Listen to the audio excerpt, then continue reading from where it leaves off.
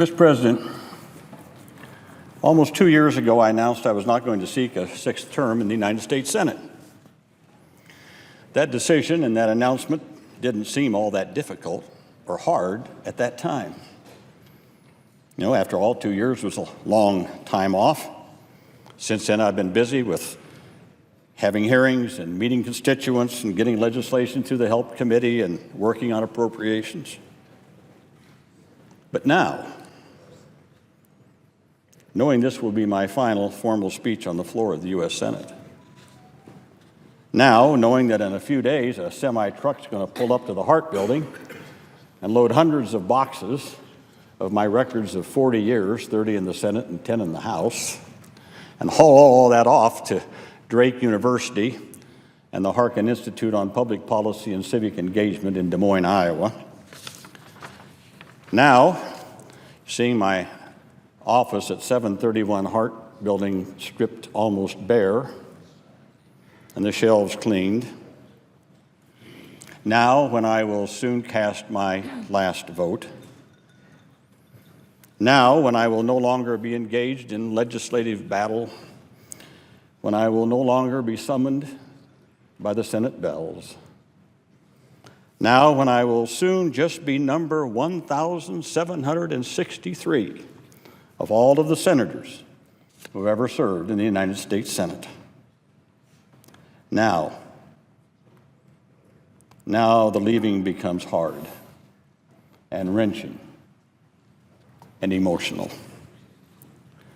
And that's because I love the United States Senate. I love my work here. It's been said by a lot of pundits that the Senate's broken. No, it's not. The Senate's not broken. Oh, maybe a few dents, a couple of scrapes here and there, banged up a little bit. But there is still no other place in America where one person can do big things, for good or for ill, for our people and our nation. I love the people with whom I work. This is a deaf sign, I-L-Y. It means I love you.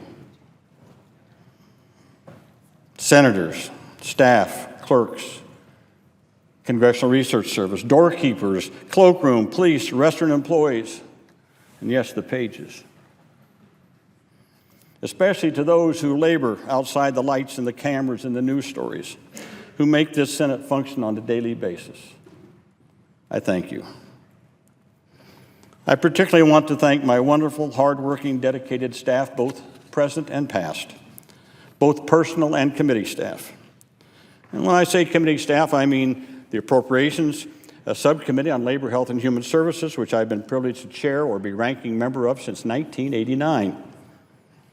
I mean also the Committee on Agriculture, on which I have served since 1985, which I chaired twice for two farm bills, once in 2001 and 2002, and the second one in 2007 and 2009.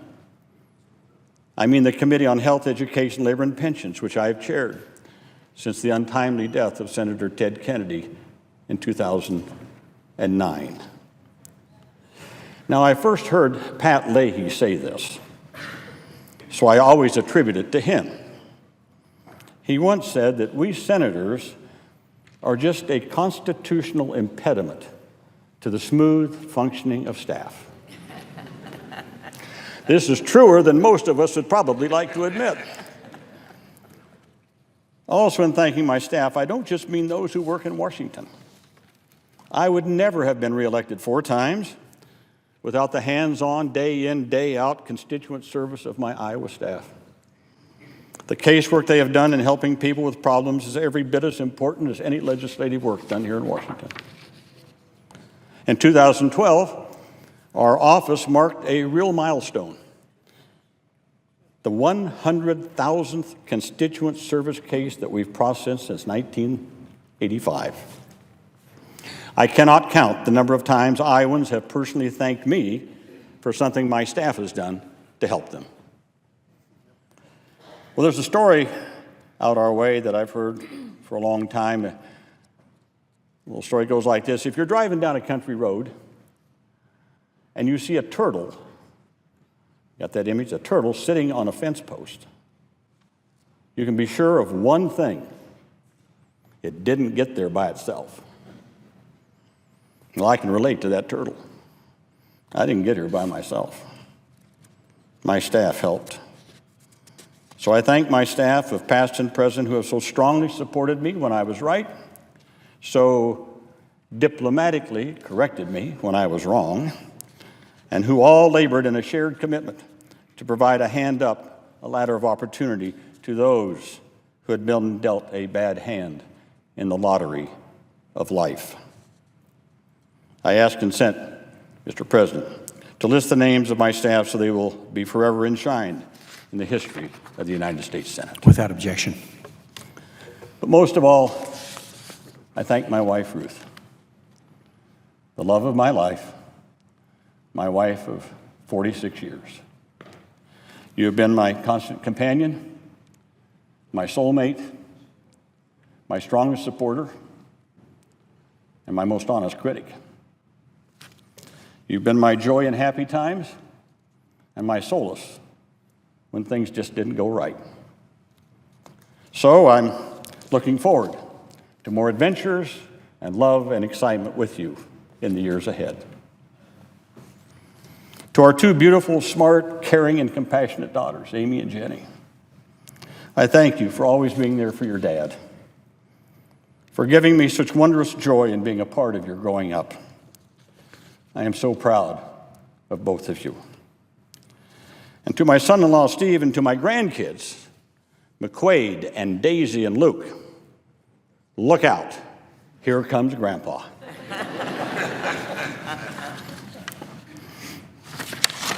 There is so much I want to say, but I want to be respectful of those who have come to share this moment with me, my staff, here and there, my family and friends and fellow senators. But I want to state as briefly as I can why I'm here.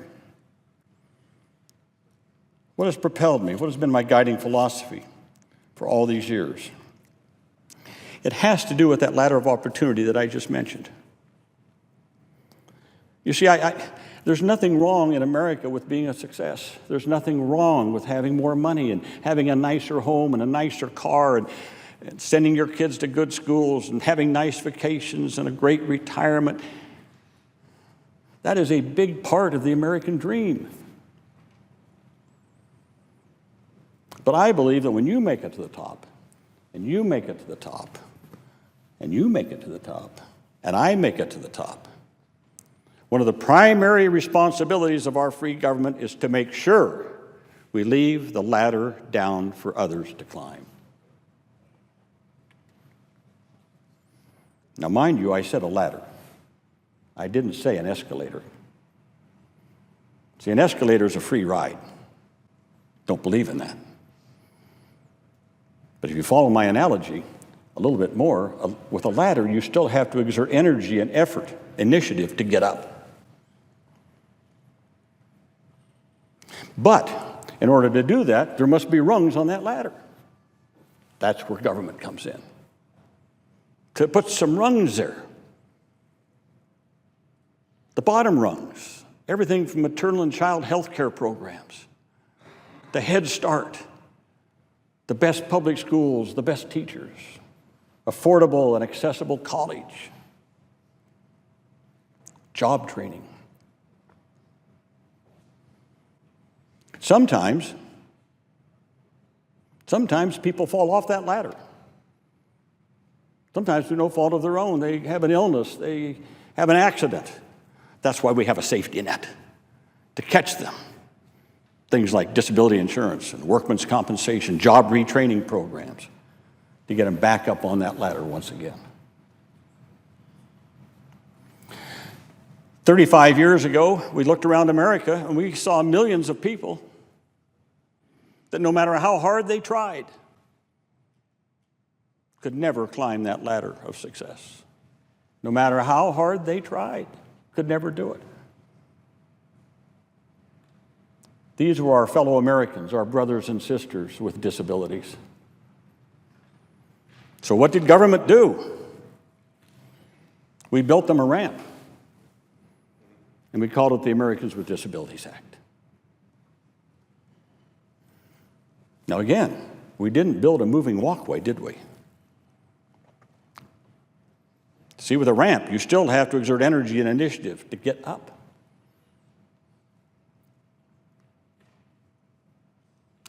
I've often said there's not one dime, not one nickel in the Americans with Disabilities Act given to a person with a disability.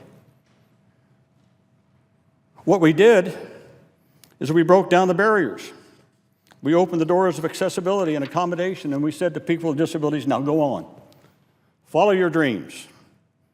And in the words of the Army motto, be all you can be. I can remember standing here, leading the charge on the Americans with Disabilities Act.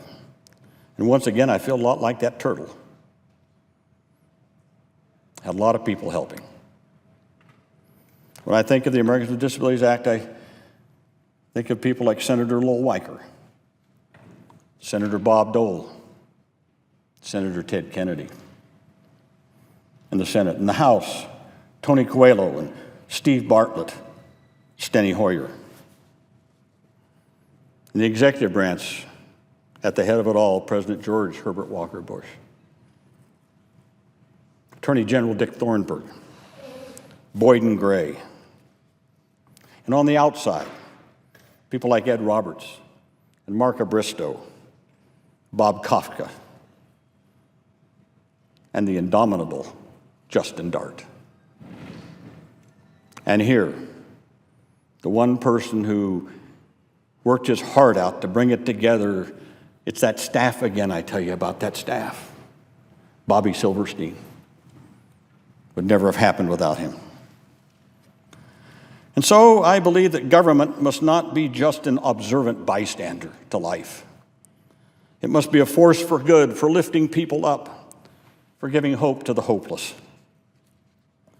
You know, I've never had an I Love Me wall in my office. What I did have were 2 items on the wall by my door when I walk out to go vote or go to a committee meeting or whatever. One is a drawing of the house in which my mother was born and lived until she was 25 years of age when she immigrated to America. That small little house was in Suha, Yugoslavia. It's now Suha, Slovenia. That little house had a dirt floor and no running water. That was my mother's house.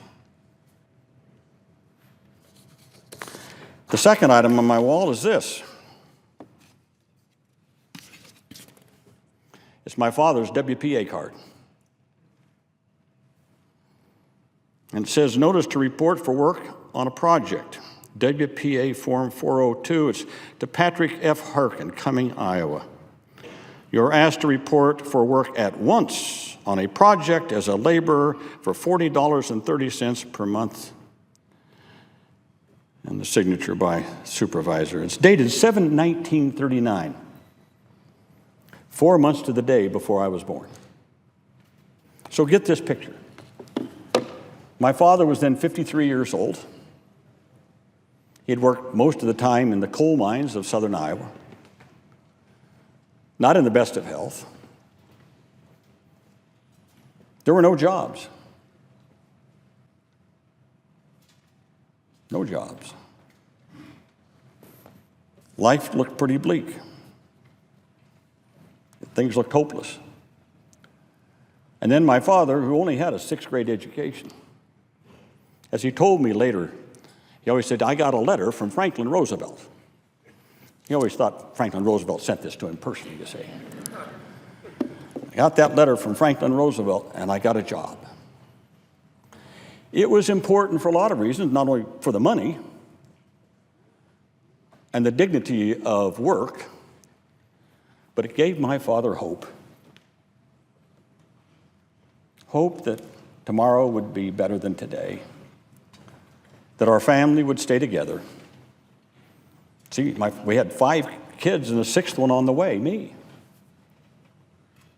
And it gave him hope that his kids would have a better future.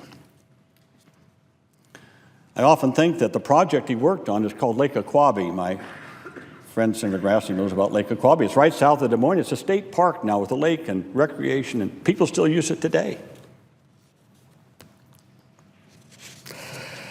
Every federal judge who is sworn in takes an oath to, quote, do equal right to the poor and to the rich. To do equal right to the poor and to the rich. Can we here in Congress say that we do that? That we provide equal right to the poor and the rich alike? Our growing inequality proves we are not. Maybe we should be taking that oath. There are 4 overriding issues that I hope this Senate will address in its coming session and in the years ahead. Number 1, as I mentioned, the growing economic inequality in America. It's destructive of lives, it slows our progress as a nation, and it will doom broad support for representative government. When people at the bottom of the economic ladder feel that the government is not helping them, and in fact may be stacked against them, they will cease to vote, or they will turn to the siren song of extreme elements in our society. History proves this to be true. Now, I don't have a cookie-cutter answer or solution, but it must include more fair tax laws and trade laws, more job training and retraining, rebuilding our physical infrastructure and manufacturing.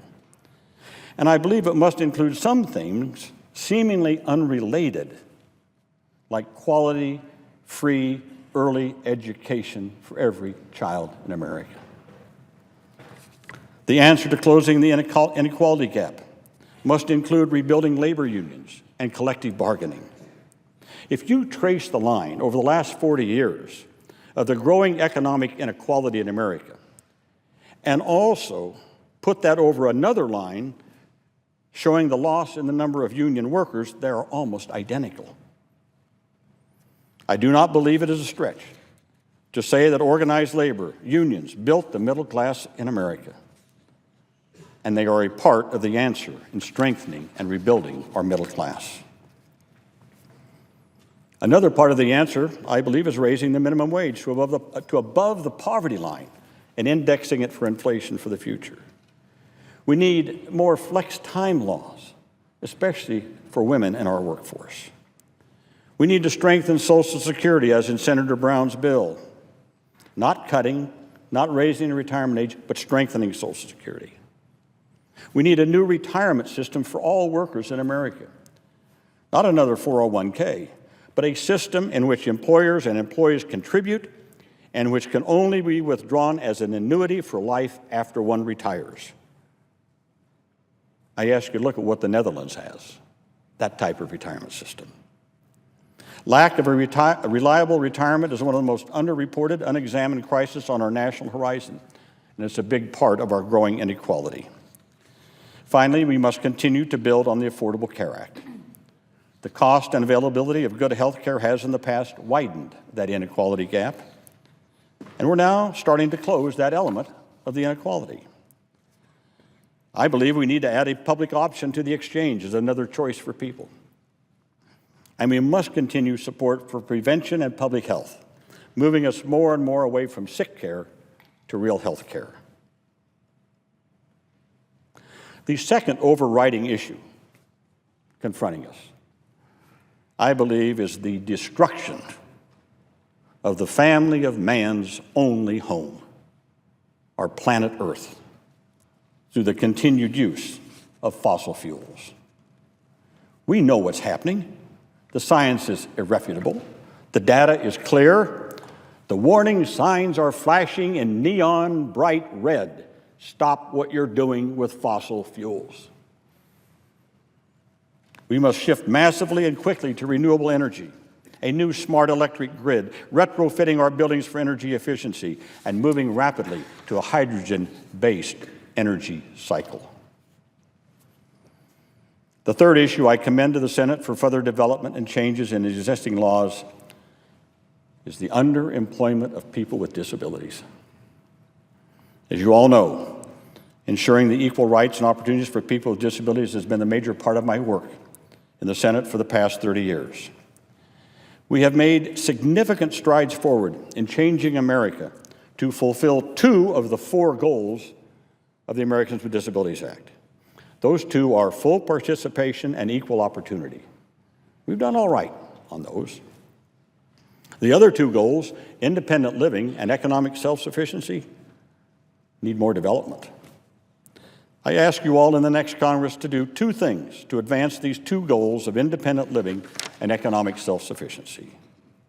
First, help states implement the Supreme Court's decision in the Olmstead case to more rapidly deinstitutionalize people with disabilities and provide true independent living with support services.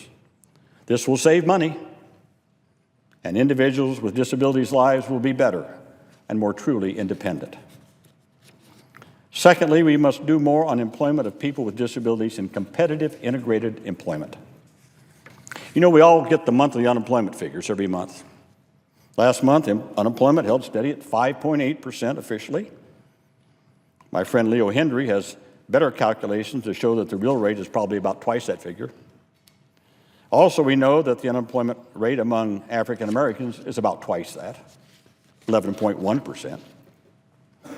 How many of us know that the unemployment rate among adult Americans with disabilities who can work and want to work is over 60%? Yes, you heard me right. Almost 2 out of every 3 Americans with a disability who want to work and who can work cannot find a job. That is a blot on our national character. Thankfully, some enlightened employers have affirmative action plans to hire more people with disabilities. Employers are finding that many times these become their best employees. They're more productive. They're the hardest working, the most reliable workers. I asked you to meet with Greg Wasson, the CEO of Walgreens, and Randy Lewis, who was the senior vice president there, now retired. Walgreens has hired many people with disabilities in their distribution centers, and now Mr. Wasson has set a goal of 10% of all of their store employees will be people with disabilities. This needs to be emulated by businesses all over America. There are others making strides in this area. I mentioned a few: Best Buy, Lowe's, Home Depot, IBM, Marriott. Some of the other large companies that are moving forward, hiring people with disabilities. We need to learn from them what we, the federal and, yes, maybe the state government, can do to help in this area. And we also need to implement policies to help small businesses employ more people with disabilities. Now, I dwell on this, perhaps because I feel I haven't done enough on this issue of employment for people with disabilities, and we just have to do better. I will say, however, that our Help Committee passed this year, President Obama signed into law, a new reauthorization of the old Workforce Investment Act, now named the Workforce Investment and Opportunity Act. In this law, there's a new provision that I worked on with others to get more intervention in high school for kids with disabilities to prepare them for the workplace through things like summer jobs, job coaching, internships. However, this is just starting, and funding is tight. But it will do much for young people with disabilities to enter competitive integrated employment. And I want to thank all members of the Help Committee for their support of this bill, but especially Senator Murray, Senator Isaacson, for taking the lead to get this bill done, along with Senator Enzi, Senator Alexander, and me. And while I'm mentioning the Help Committee, let me thank all members of the Help Committee for a very productive last 2 years, during which we passed 24 bills signed into law by the President. Important bills dealing with things like drug track and tracing, compounding drugs, the Workforce Investment Act I just mentioned, the Child Care Development Block Grant, Newborn Screening Act, and many more. And I see him here on the floor, and I want to publicly again thank Senator Lamar Alexander for being a great partner in all these efforts. Senator Alexander will be taking the helm of this great committee in the next Congress. Senator Alexander certainly has the background to lead this committee, but he also combines that background with a keen mind and a good heart. And I wish him continued success as the new chairman of the Help Committee. The fourth issue that I hope future Senates will take care of concerns the UN Convention on the Rights of People with Disabilities. I don't think anything has saddened me more in my 30 years here in the Senate than the failure of this body to ratify the Convention on the Rights of People with Disabilities, or the CRPD as it's known. It's been ratified by 150 nations. It's modeled after our own Americans with Disabilities Act.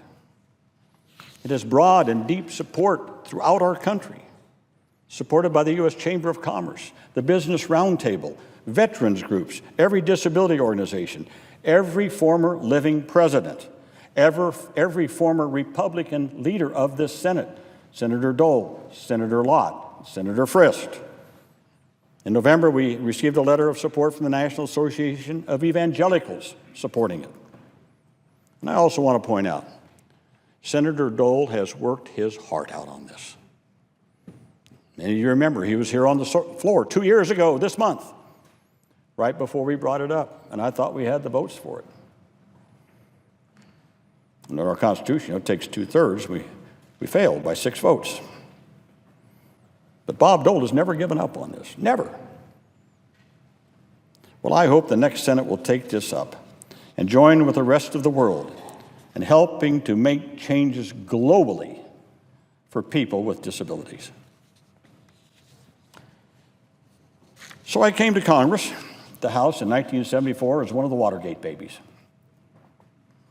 With my retirement and the retirement in the House of Congressman George Miller and Congressman Henry Waxman, we are the last of the so-called Watergate babies, with 2 exceptions. Among all the Democrats elected in that landslide year of 1974, there were a few Republicans, and one is left. My senior colleague from the state of Iowa, Senator Chuck Grassley. I have the greatest respect for and friendship with Chuck. Several weeks ago, here on the floor, he said some very gracious things about me, and I thank him for that.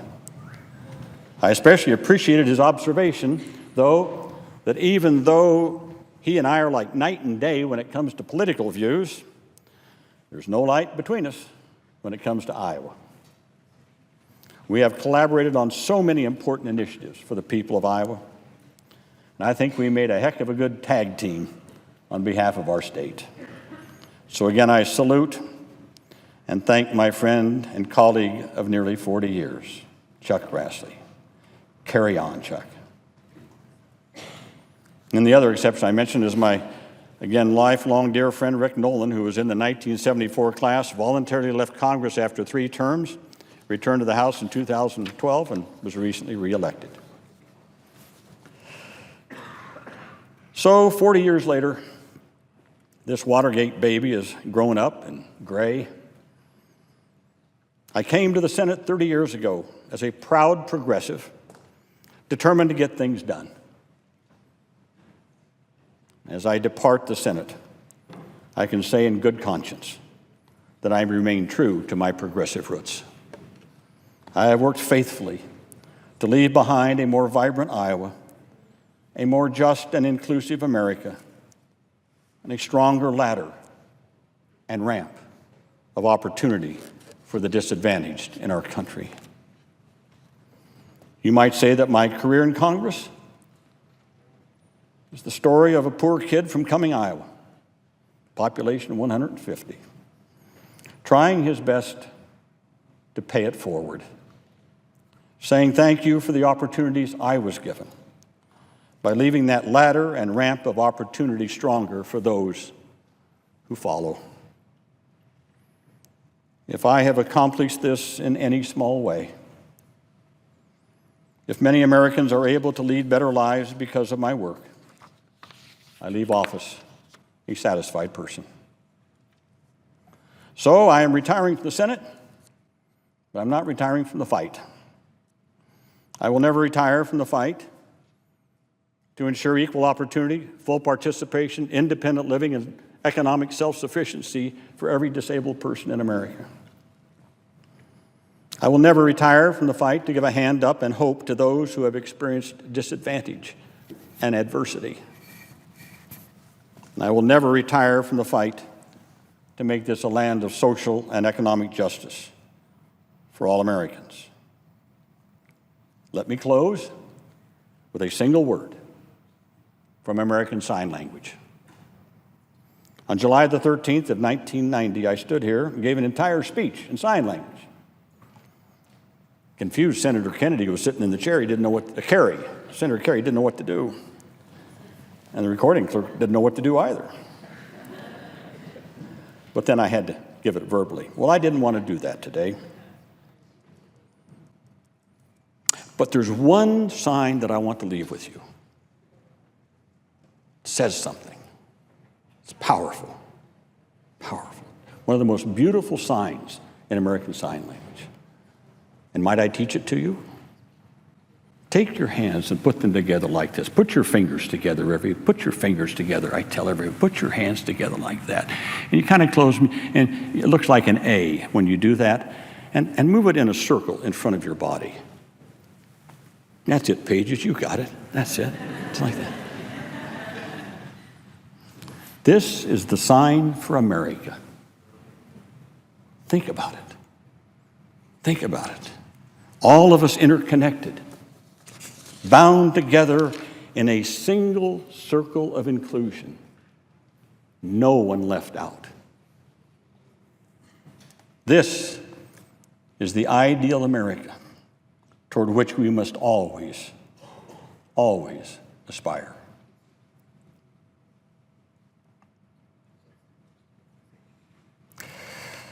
And with that, Mr. President, for the last time, I yield the floor.